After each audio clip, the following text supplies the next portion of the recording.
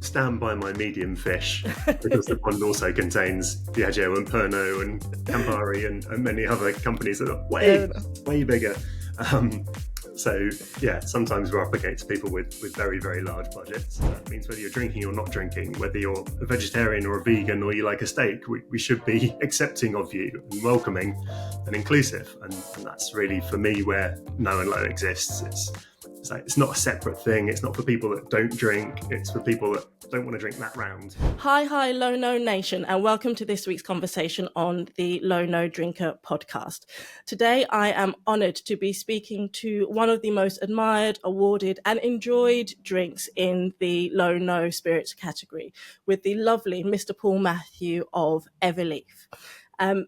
Everleaf is a range of complex, non-alcoholic aperitifs. There are 3 in the range: marine, there they are for you, forest and mountain, and they all have their own distinct flavour profile. But more than just being a spirits brand, Everleaf are passionate about the planet. They are custodians of our land, and they are huge drivers of the low and no industry. So Paul and the team are quite busy. I would really love to get to know a bit more about the passion that drives that for them and the person behind the brand. So I'm very happy to say hello, Paul. How are you doing today? Hello. Thank you very much for having me. Wow, what an intro. Got a lot to live up to in this. No pressure.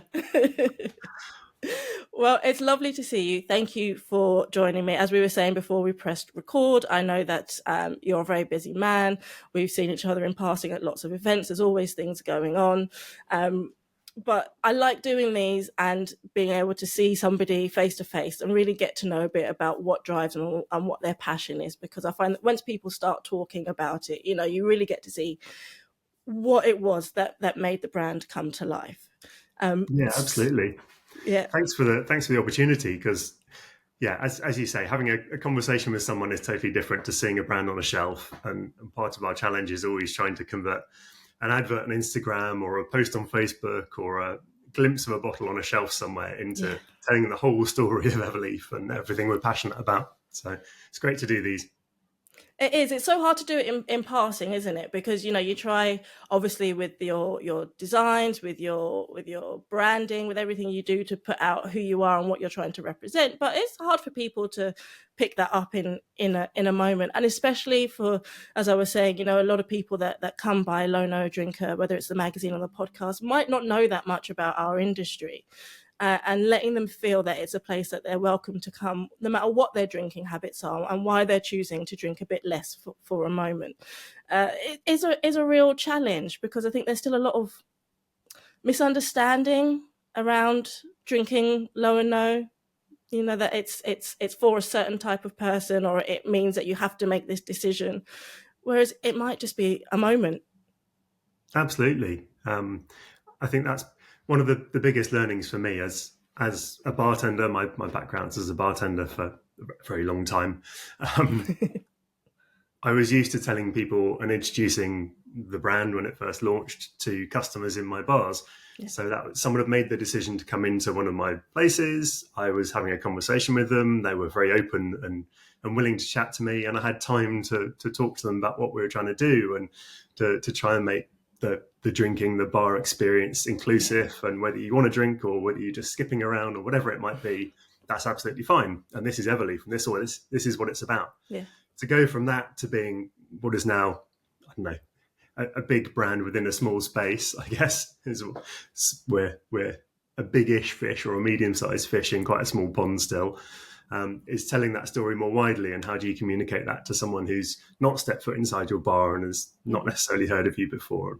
How do you tell all those stories just from a bottle? And that was a big challenge for me to learn how to do that. So I normally ask people to start with a little bit of their background, but we've gone into a tangent now, and I like this. So how do you do that then? Because your branding, your design around your bottles is quite distinctive. It's if you walk into a space where there are low and no drinks, it's easy to spot the Everleaf brand. Obviously you're bringing together your love of nature with what you do. The names of your range are very much about the parts of our planet that impassion you. How does that all come about? How did this background in is it conservational biology? Is that the right term that you were in before? Yeah, that's How it. how did that lend itself to then going, you know what, I'm going to make some amazing non-alcoholic drinks? Well, I guess like many people, I started bartending to pay for my studies. So I was studying to be a conservation biologist when I started working in bars. Okay. And then I had a career of almost 10 years in conservation, working on mainly plant conservation around the world. So traveling to some amazing places, seeing some incredible habitats, some amazing plants. And that was my passion for a long time. Mm-hmm. But at the same time, I kept the bartending going, and the two things became very interlinked. So I'd be working in the forests in Brazil and then drinking a caipirinha, or I'd be working in the Caribbean and trying different rums and bitters. I had a project in Vietnam, and there were lots of weird things in bottles infusing on the shelves of bars. Pisco in Chile and all over the place. So it was amazing to kind of be working in those environments and then come back and try drinks that were flavored with all sorts of different things. And eventually, I guess this was, what was it, about 18 years ago, was the resurgence of cocktail culture in the UK. Mm-hmm. It was a really exciting time to be in the drinks industry. I decided to quit my job and sell my flat and get a bar instead. So that was kind of the origin of the plant and drink bit combined. And I've always wanted to kind of look at plants in drinks and use things in different ways. But it took me, another 10, 12 years to get to producing something of my own. And we had an increasing number of people wanting no and low options in our bars about 6 years ago. So I thought, well, that's a great opportunity to use what I know about flavor and drinks and what I know about plants and how to use them to make a great opportunity, a great alternative to what people are drinking in our venues. So I kind of started experimenting with plants to give texture and flavor and color and create flavor profiles that I was interested in as a bartender. And that's really where the first one came about, which was just Everleaf initially. And it was so well received and started to grow so nicely that I was like, oh, I've got lots and lots of plants I could do stuff with. What else can I do? So we kind of moved to this, talking about the different biomes that we were getting ingredients from and trying to capture the flavor of those biomes. So marine is crisp and refreshing. It has a salinity and an umami from the seaweed that we use, but it also has that kind of aromatic botanical mix that you get when you're lying on a beach, maybe in the Mediterranean. There's some olive leaf, there's some thyme, there's a hint of eucalyptus, which for me is the freshness of the sea spray. So it's using plants to try and create an emotional link to somewhere that I love. Same with mountain. I spent a few years living in Asia, excuse me, and would go cycling in the mountains, and there were cherry blossom valleys in the spring. And then you find all these herbs on the way up the mountainside, getting more kind of cold weather plants at the top. So that's where this flavor profile of cherry blossom through alpine strawberry and rosehip came from. And then forest is this earthy, bittersweet, trying to capture the energy when you walk into a forest. I often say it's like walking into a party when you walk into a really natural forest. There's so much going on, so much life. So we've got like floral orange blossom at the top of the canopy, and then cinnamon and cassia and vanilla, all things from the trunk or the trees. And then the earthy bittersweet finish is the roots and all those things that grow in the understory. So orris root, gentian root, cassia, all sorts of different roots in there to give the bitterness. So it's trying to capture these journeys through natural places and that energy. And I think you absolutely have, and all those flavors that you're mentioning there.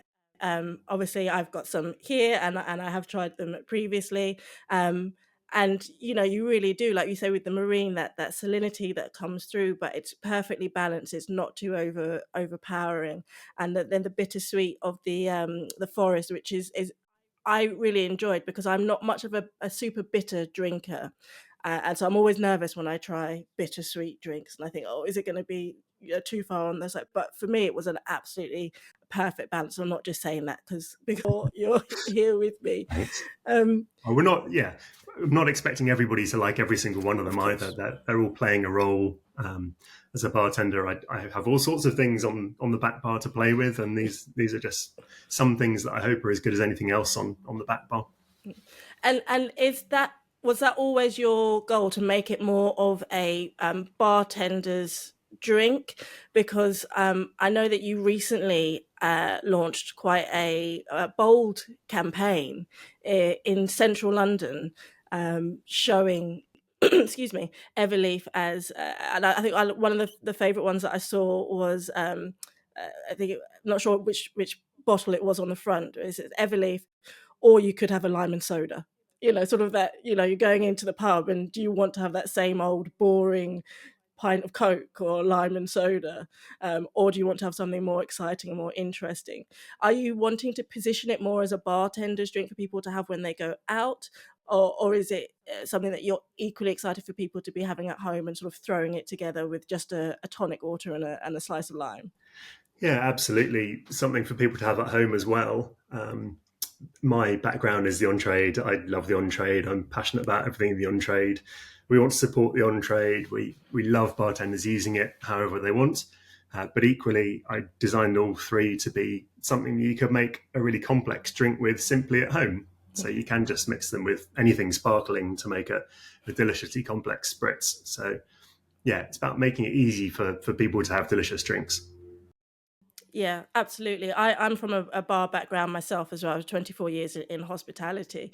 And I think it's really interesting when you say that, it's about 6 or so years ago that the request for non and low no drinks in bars was going up, because our bars are struggling, aren't they? Our pubs are really finding it difficult, and so much money is being lost. There's the number from the CAM research that gets quoted all the time now. I see it everywhere, of the 800 million in lost revenue from bars not having an option for people that want to drink something that doesn't have alcohol in it but isn't water.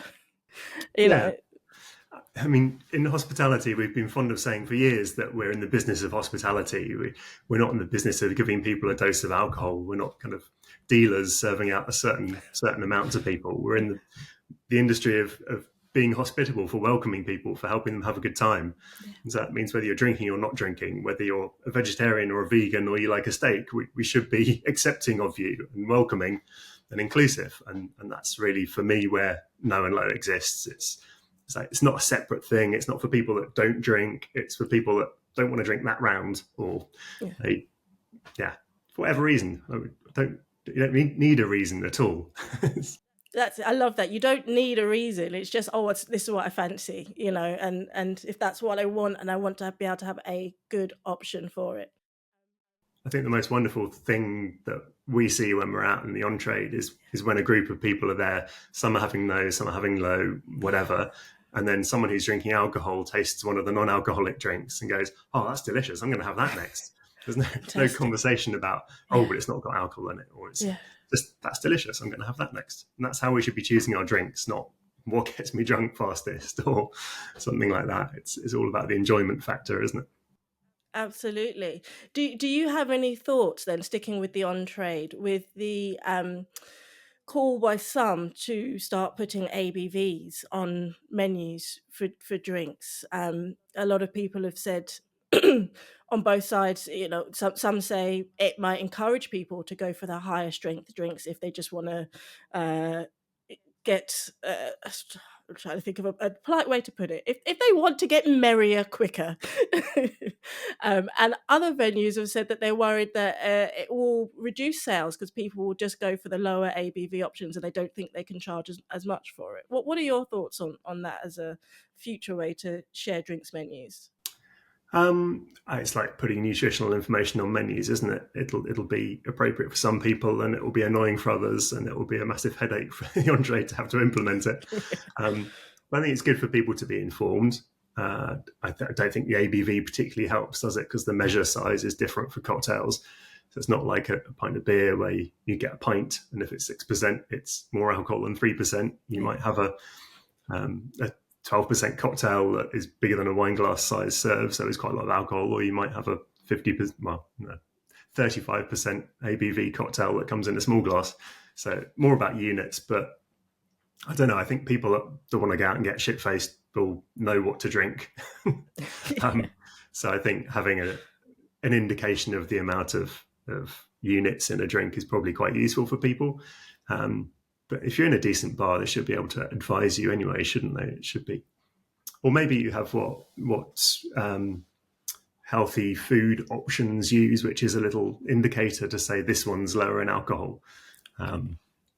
So rather than being very specific on every single one, just say this is the slightly lower ABV choice if you're looking for that choice.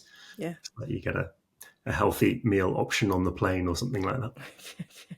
I think you're right. I think it would be quite a big undertaking for venues to implement. And my worry would be, would they do it correctly, or they do it well all the time? Because creating specs for your list is already quite a long-winded task. I like what you said about perhaps units would make more sense than ABVs. I don't think people really understand ABV very well. Unless you're working in the trade, it doesn't mean much to you. You know that spirits have got a lot of booze, and you know that beer hasn't got that much booze. As to the numbers, people don't really know what makes sense. And I always think that units might be more helpful, particularly as that's how our health services talk to us about alcohol, right? The doctor says to you, how many units do you drink? And people either lie, or more often than not, they just don't know. They're like, well, I had some wine. I don't know how much that is. Yeah, and I think you're right. There's not a lot of understanding about ABV, and there's not a lot of understanding about units either, because like a unit of wine is at 12% ABV, I think, and a 125 ml glass. And who drinks 125 ml glasses, and who really spots whether it's 13% or 12% or 11% or 15% if you're drinking an Aussie Shiraz or something. So yeah, it's quite complicated, but some sort of indicator I think would be really useful for people, wouldn't it? Because a lot of people are trying to reduce their alcohol intake, but not necessarily cut it out entirely. Just want to know the direction to go, make incremental changes and benefit from those. Yeah. Sticking with the bars then, how are you finding it in terms of the reception that you're getting? I suppose, for a brand like you mentioned you're maybe a medium fish in a small pond. I think many people watching and listening would probably say you're quite a large fish in whatever pond you're in when it comes to low and no. Does that mean that your reception is always warm when you're going into new venues to say, look, we've got this non-alcoholic spirit, we think you should stick it on your back bar? Or is it still a struggle to get the on-site teams to embrace it? I guess I'll start by saying I stand by my medium fish, because the pond also contains Diageo and Pernod and Campari and many other companies that are way bigger. So yeah, sometimes we're up against people with very, very large budgets. That said, I think people love what Everleaf's doing. I think like the fact that it's not a line extension of something else. Yes, it's very easy for consumers to understand Guinness Zero or whatever it might be. But I think bartenders really value that we're something a bit different, and the flavour profiles are unique. So that's one part of it. I think in terms of reception that we have, I guess we launched 5.5 years ago. So I guess it was the start of the second wave after Seedlip, if you like. And so people were a bit more familiar with the category. We weren't ever up against no, I'm not even going to consider non-alc. But there were a little bit of I'm not sure it's quite for our venue yet. We're not quite ready for it when we first launched. But now we have people coming to us and saying, we really need to improve our non-alc selection. This is absolutely the way things are going. We love Everleaf. We love what you guys do. Can we have a conversation? So not only are the doors more open than they were, people are coming out to greet us rather than us having to go in, which is wonderful. It's great to have reached that kind of pivotal point. It feels feels like we're not having to sell every time we go in. People are inviting us in to present, which is lovely. That's absolutely fantastic to hear. You know, it really is a sign that the times they are changing when you're having people coming to you and saying, you know, we want what you've got and we want you to help us implement it. Because that shows that it's being recognized by those establishments that can really have a big impact on people's experiences. You know, a lot of people, for example, around sort of we've got Sober October coming up, you know, and people often go, well, I'm not drinking, so I'm not going out. You know, I don't want to be tempted. There's nothing there I can have. So to know that venues are saying, we want to provide something for you. We want you to come in and spend time with us, and we want to make it quality. That's fantastic to hear. Yeah, and I mean, increasingly the on-trade, it is tough in the on-trade at the moment. Bars and restaurants are struggling in many cases. So anything that encourages people to come out in those calmer moments, like midweek, we're really social as a people, aren't we? We want to be out. We want to be with other people. We don't want to be just stuck at home in front of a screen. So I think that opens it up and it makes it not all about drinking. It's about that social occasion. So I think it's benefiting everyone. And you mentioned people coming to us to help implement a plan. I think that's something that after 5.5 years we've got really good at, is knowing what works on menus, how best places can list these things so that people can understand them, what other products might go well with Everleaf. Like, we're not in a bubble on our own. We want other things to be on the menu. We don't, much as we kind of like having a list that's all Everleaf, we want other things there to make it interesting. We want it to be a diverse world for people to explore. Yeah, absolutely. And you know, none of the products or services in our space exist in a vacuum. And it's a phrase I've used before, but it's that a rising tide lifts all boats. If we can continue to help these venues to understand what they can achieve with these drinks, and the more that they can get in, the more choices, that will bring more people in, and then it becomes, you know, this cyclical fulfillment of something that is going to benefit us all. We were talking offline a moment ago about hard seltzers and the kind of decline and fall of those. That the industry is prone to being a bit boom and bust, isn't it? Yeah. And there are lots of people saying that non-alc's another boom, and it's like, where's it going to go from here?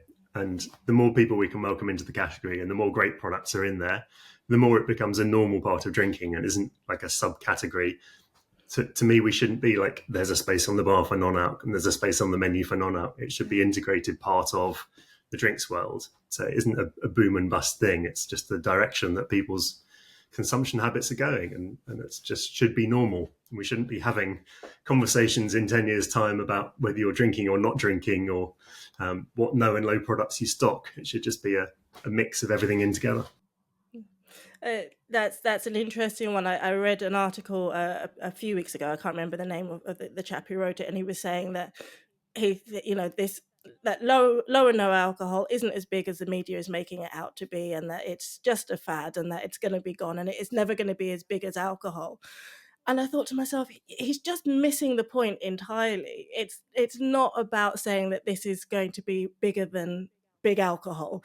I don't think there's anybody in our industry that thinks that this time next year will have dethroned all of the major full strength brands, and that people will only be drinking low and no.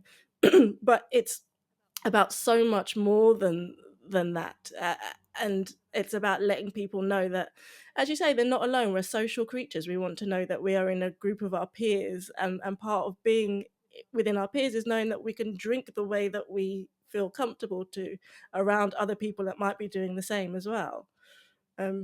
This idea that we're trying to dethrone big alcohol, I think, is I don't know where that's come from. Yeah, it's not a them and us thing. We're not trying to get rid of any alcohol, just trying to be incremental. And if you look at, we mentioned Guinness sales are going through the roof, and Guinness Zero is a big part of that. It's not that Guinness Zero is eroding sales of Guinness and people aren't drinking Guinness, they're drinking Guinness Zero.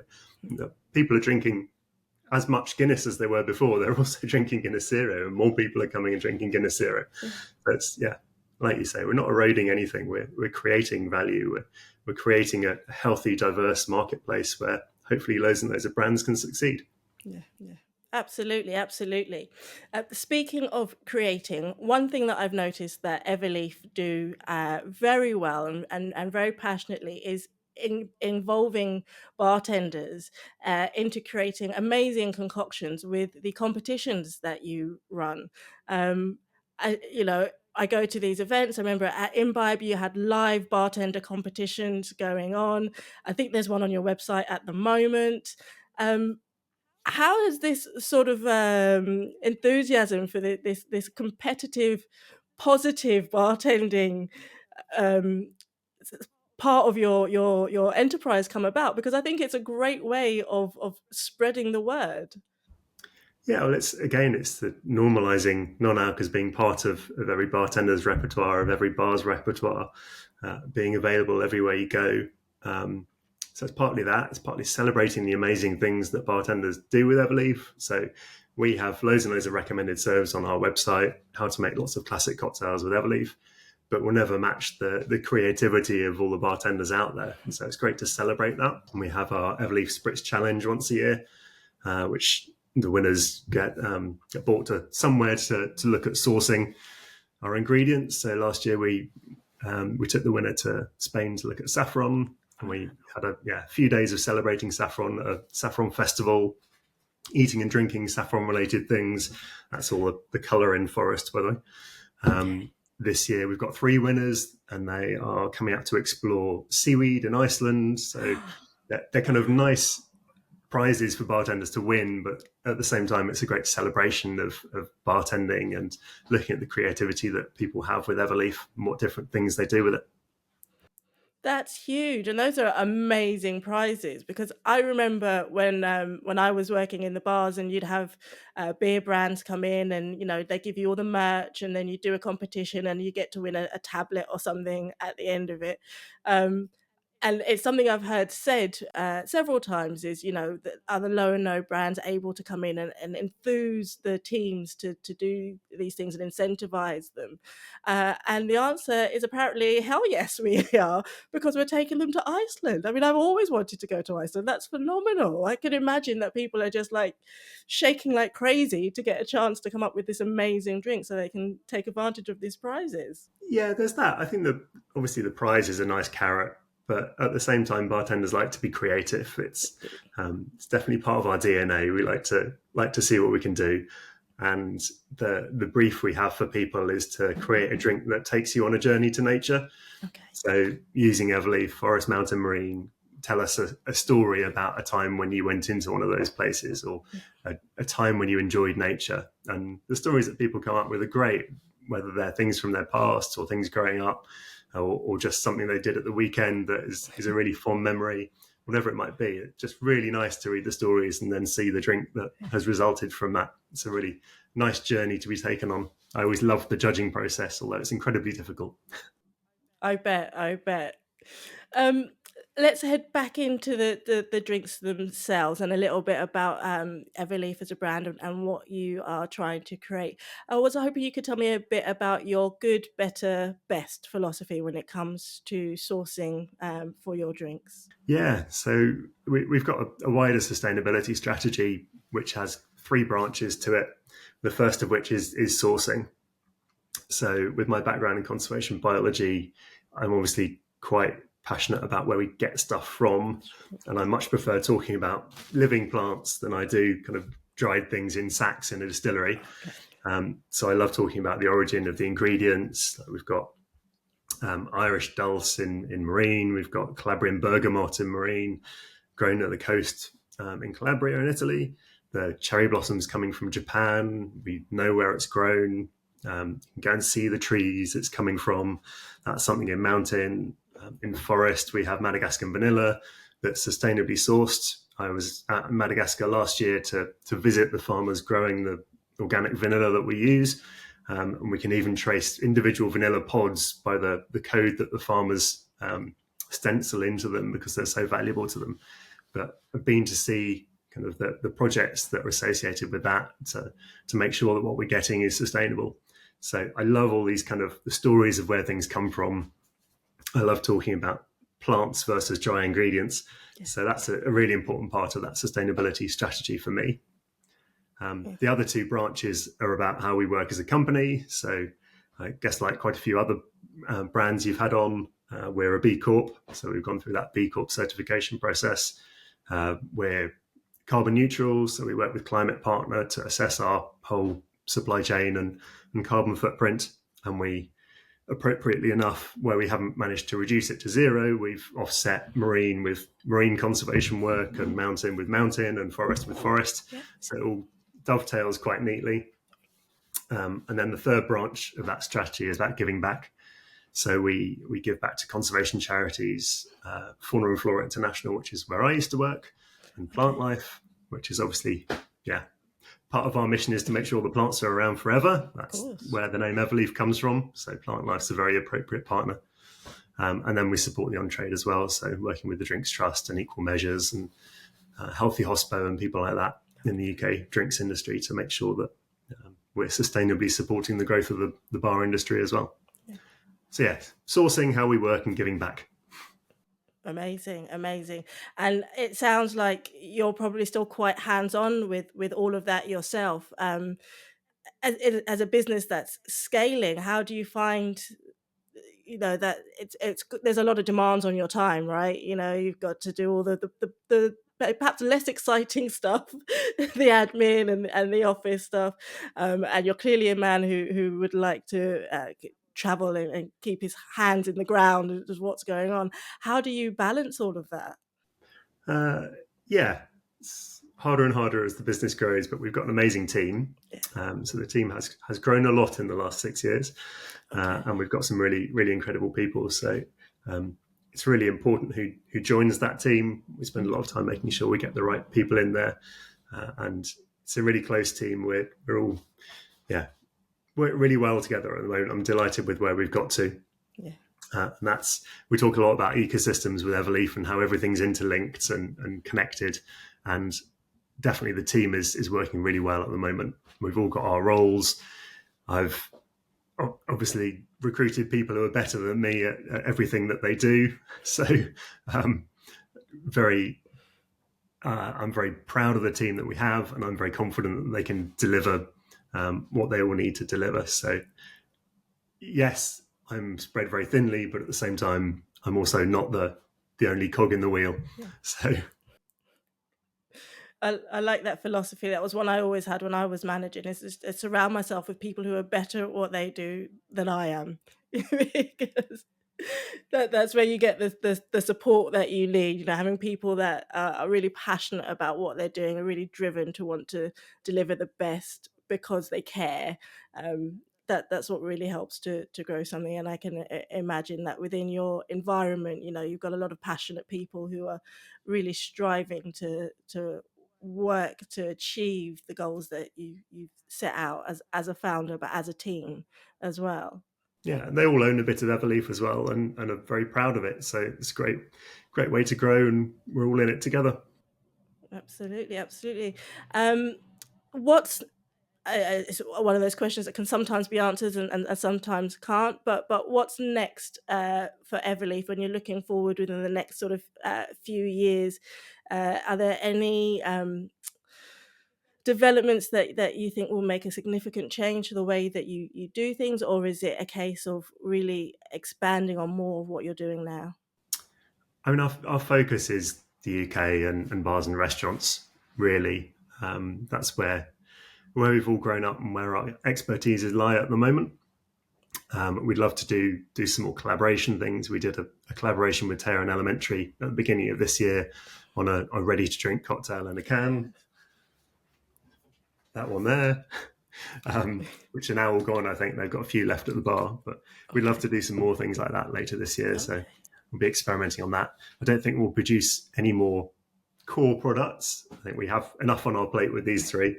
But yeah, some limited release things would be wonderful to do. In terms of growing in the next few years, we have only really dipped a toe outside the UK. So I guess at some point we need to look at where the priorities lie there. The US is big and scary and expensive. Yeah. It would be lovely to be there at some point. I spent a while working and living in China, so we do have some distribution in China, so it'd be great to look at that as well. But yeah, it's exciting to see where non-alc's going, and there will be loads and loads of opportunities that I haven't even thought of yet. So part of it is just seeing what comes and dealing with it. Yeah, it's interesting you mentioned China because apparently China is one of the leading low and no markets, fastest growing low and no markets. Obviously, there's quite a few people there, and so it only takes a small percentage of them to sort of decide to start looking at low and no to make an impact. Yeah, but as well, the cocktail culture out there historically hasn't been so much about getting drunk. Okay. The UK, historically, we've been, well, you go out to have drinks and to have fun, to get merry. Whereas in China, it's more about the cocktail culture is a bit more of an imported thing. It's about the experience of it. It's about how it looks. It's not necessarily about the alcohol component of it. So there's a lot of receptivity to it, and yeah, really think there's a great opportunity there. Fantastic. And of course, America, yes, I mean, it's a lot of brands of any category always wanting to sort of break the States, but it's such a behemoth, isn't it, in terms of low and no over there. But interesting enough, everyone that I speak to or I communicate with from the States, they're always so fascinated by what we're producing in terms of what we're coming up with and the flavors and the nuances that we seem to be able to bring into our low and no creativity. And I often have people contacting me say, do you know when I can get this over here? Do you know when I can get hold of that? So I can imagine there's probably quite a bit of call for you to go stateside. There's a bit of a rarity kind of value, isn't there? So can't get that here. I want that. Yeah. But we are available there. We're in a couple of online retailers in the US, so it's possible to get us now. But there are so many great American brands that, yeah, in a way, we're a bit player. We'd love to grow there, but at the same time, recognize that there are some fantastic products that are locally grown and might be really tailored to the US market. And obviously, that's where their team's based and where their money's invested. Yeah. So, yeah, recognize that we'd love to be part of that, but it's not something we're going to steamroller into and try and break. that term "breaking the States" is like, no, we'd just like to kind of join it. Besides which, you're busy taking over the whole of the UK. You've got a lot to do. We definitely don't want to take it over. We'd love to be part of the ecosystem, but not to the exclusion of other brands. And there are loads of other non-alcs out there which are fantastic in the UK, brands I love. We always love being on menus with them. Yeah. And one of the things I love about the category is that we're all in touch with each other. So all the founders tend to talk to each other. We share contacts. We share production contacts and problems, and have a moan every now and again, or celebrate over a drink every now and again. It's a nice inclusive place to be. I like the attitude that we all have.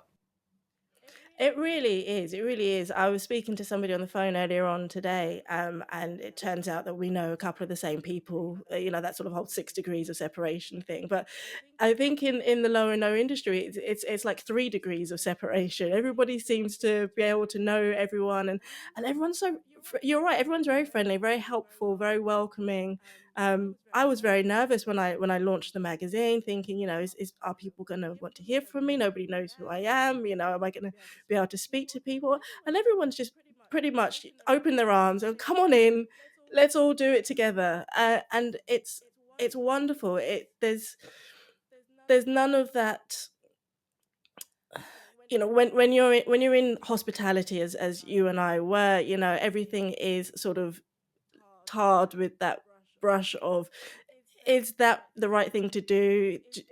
Does this feel correct? Am I making the right decisions? Am I impaired by the 3 a.m. finish that I had last night, followed by the 2 hours of drinking? and so many of those. But within this industry, it doesn't seem to be that way. It genuinely feels like everybody wants everybody to succeed, and everybody wants to help each other, and it's quite refreshing. Yeah, I think so. No, obviously, we're competing against each other, but I don't know. The Olympics are on at the moment, and it's like the competitors that get to the finish line and all pat each other on the back and shake each other's hands, and they all know what each other have been through. It's been 4 years of intensive training for that one moment, and the person that's won has won fair and square for just being better. So you congratulate them, and they congratulate you back for all the effort you put into it. And it feels a bit like that. It's a tough journey launching a brand, and it's challenging every day. So we all recognize that in each other, and if someone else gets a listing that we've been after, it's like, well done. That's great. You had the best product on the day. And equally, like, I was down in Brighton last week and saw that we were on the list with Faragaya, who I know you've had on before, so I took a photo. Hey, we're on the list together. Woo! It's great to see us building the category together, and I really like that aspect of it. Lovely. Speaking of other brands, Paul, before I let you go, I have a question that you all know by now that I ask everybody who comes on, which is the barbecue question. And it is perfect because the sun is shining. We're actually having a summer, and it's a super hot one. So imagine you are finishing up for the day and you're off to a mate's house for a barbecue. And you're bringing some drinks along to enjoy, obviously, other than the fabulous Everleaf trio. What other low, no, or light alcohol drinks do you think you'd be bringing along to enjoy? As I've said, we're all really well connected, and I know loads and loads of brands, and I'm not going to be able to shout out everybody. Sure. There are loads of brands I really enjoy. Personally, I've always got a case of Lucky Saint in the fridge for a beer. I know I'm not the only one. I love the punchy flavors of something like Botivo and Crosship. I really like. I mentioned Faragaya. I love what they're doing. Back's Botanics. I love their approach to it as well, for something that's a bit more the kind of traditional gin and tonic serve. I would use those in without trying to emulate gin. I like people that are doing something a bit different rather than trying to copy something in the spirit space. Real kombucha if I'm going to a celebration and want a cork to pop. I love the real teas. So yeah, that's a few. That is a few. Speaking of the US, I love all the bitters. I use these a lot for cocktails, the non-alcoholic cocktail bitters. So yeah, lots of brands I love. Look, there are lots out there to love, and all the bitter are great. I'm really hoping that Ian continues to get more distribution in the UK, because in the magazine, whenever we have a cocktail recipe, whichever bartender is doing it, they always love using all the bitters, and it's always really hard for people to be able to find them in the UK. But I think they're really fabulous. The fact that these got 4 such distinct bitters that can lend themselves to all the drinks that you could want to recreate are fantastic. And I mean, there's loads of others to mention. Speaking of bitters, I've got the season bitters down there as well, which I've been enjoying using. There is Amanda up in the Isle of Harris making Wild Eve, which is very much appeals to me, from the kind of plant to glass approach of growing things herself and sourcing everything incredibly carefully and distilling it herself. So I love her approach, even though it's much smaller, more niche brand you'll have to seek out. I would encourage you to give that one a try as well. So yeah, there's loads out there, loads of people doing loads of different things. I love a Guinness Zero, Yeah, do you know what? That's it, isn't it? It's about the scope, because you're not going to want just one drink that's going to be your favorite. The different times of day, different times of the year, different emotions and moods. You're going to want different flavors. So and it's lovely now that we have such a plethora to choose from, that you can rattle off such a long list. Absolutely. I mean, I'm sure you've been asked many times in hospitality what your favorite drink is. And I always answer that with, I don't have one. I like trying different things every time. I don't want to drink the same thing for the rest of my life. I want to explore. So it's great that we can do that in Not Out now, and there are so many really delicious choices. That would be sad, wouldn't it? To have to drink the same drink that would be a very, very sad time. Yeah, it's like asking a chef, what if they could only eat one thing for the rest of their life, what would it be? Wouldn't want to. No. Paul, thank you so much for joining me. Before I let you go, can you please let people know where they can go to find out more about you, more about Everleaf, and obviously to buy some of your amazing drinks? Of course. Well, best place for all that is our website, everleafdrinks.com. We're obviously on all the social channels, and you can find me at Everleaf Paul on Instagram and everywhere else pretty much. We're easy to get from Amazon if that's what you like doing. Or please look for us in, I think we're up to almost 3,000 bars and restaurants around the UK now. So hopefully you'll see us on the menu somewhere soon. Please take a photo and tag me in it, because I love sharing all that stuff. It's amazing to see where we crop up. Best things when someone posts a picture up of having an Everleaf drink somewhere that I didn't even know we were listed. It's like, wow, there's another one, add it to the list. Oh, fantastic, fantastic. Well, you are in my local pub, so next time I go in, I will be sure to take that picture and send it over to you. Thank you very much. Please do. Thank you very much for joining me, Paul. Take care. Absolute pleasure. Thanks for having me.